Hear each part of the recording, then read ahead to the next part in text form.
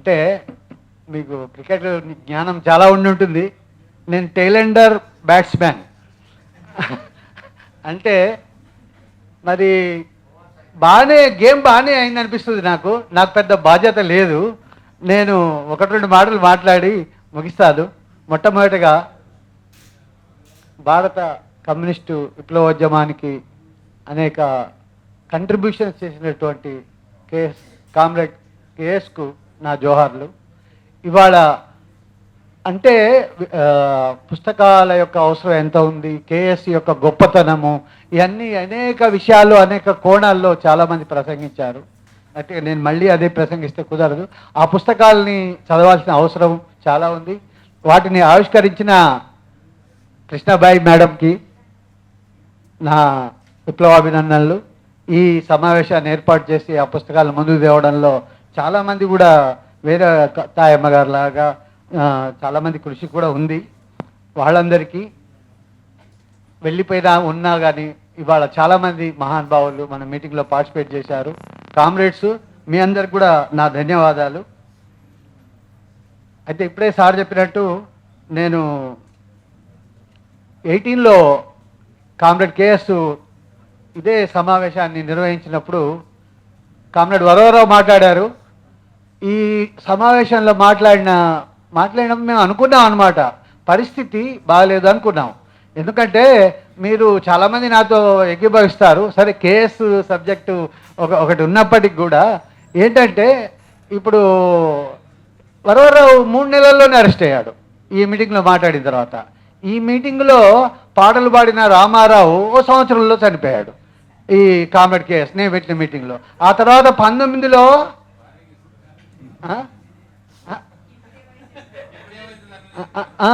అయితే కామ్రేడ్ శ్రీనివాస్ గారు మళ్ళీ 19లో పెట్టారు.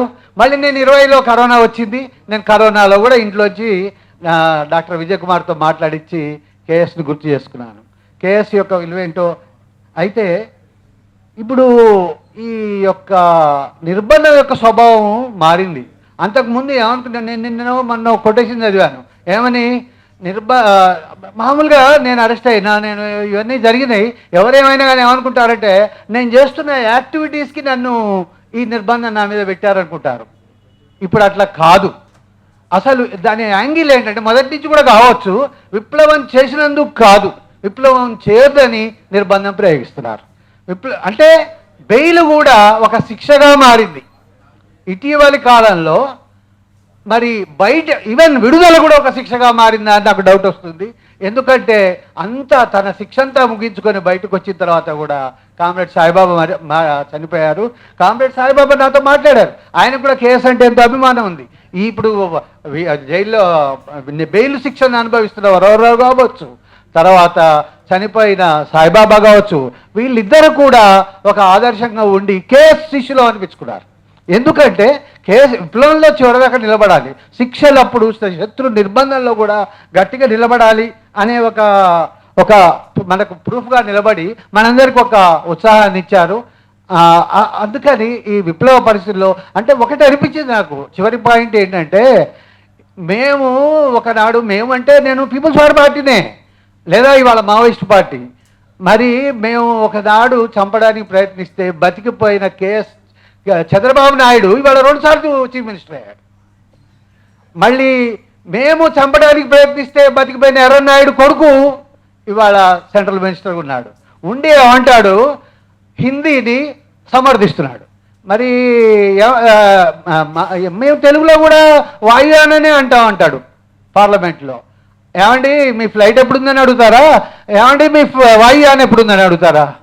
అంటే ఇట్లా అంటే ఇవన్నీ ఏం చెప్తున్నా అంటే, ఒకనాడు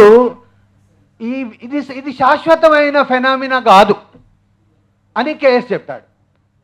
ఈ విప్లవం అనేది కూడా ఎగుడు దిగుడు లేకుండా జరుగుతుందని కూడా ఎవరన్నా అనుకుంటే చాలా పొరపాటే. ఇట్లాంటి పరిస్థితులు గతంలో కూడా వచ్చినాయి, ఇప్పుడు కూడా వస్తున్నాయి. ఎందుకంటే మన అందరం కూడా బయటికి వెళ్తే ఎవరన్నా బలకరిస్తే సానుభూతి పరులని, పరిస్థితి బాగాలేదు లేదా ఇంకోటి చెప్తున్నారు. కానీ ఇంకొక వైపు నుంచి చూస్తే మాత్రం ప్రజా పోరాటాలు పెళ్ళుపుకుతున్నాయి. అంతర్జాతీయంగా చూడొచ్చు, జాతీయంగా చూడొచ్చు. ఇవన్నీ మనం దృష్టిలో పెట్టుకొని కేఎస్ రచనల్ని కూడా మనం అధ్యయనం చేసి విప్లవం కోసం విప్లవాన్ని బలంగా కాంక్షిద్దాం. Red salutes comrades. Thank you.